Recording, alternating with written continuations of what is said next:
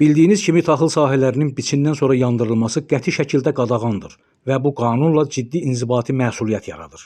Bu fəaliyyət həm torpağın münbitliyinə ağır zərbə vurur, həm də geniş miqyaslı ekoloji fəsadlara və yanğına səbəb olur. Azərbaycan Respublikasının İnzibati Xətalar Məcəlləsinə əsasən əkin yerlərinin yandırılmasına görə bu cərimələr tətbiq olunur. Fiziki şəxslər üçün 400 manatdan 600 manata dək, vəzifəli şəxslər üçün 1500 manatdan 2000 manata dək. Hüquqi şəxslər üçün isə bu rəqəm 5000 manatdan 6000 manata qədər dəyişir. Təəssüf hissi ilə bildiririk ki, bu günlərdə Ağcabədi rayonunun bəzi kəndlərində bir neçə fermer tərəfindən əkin yerlərinin yandırılması faktları aşkarlanıb.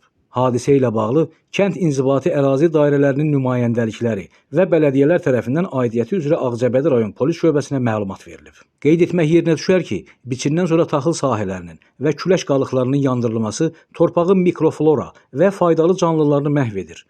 Həmçinin atmosferin çirklənməsinə səbəb olur. Məlumat üçün bildiririk ki, əkin sahələrinin yandırılması ilə bağlı kənd inzibati ərazi dairələrinin nümayəndəlikləri və bələdiyyələr tərəfindən fermerlər və sakinlərlə maarifləndirici söhbətlər aparılıb.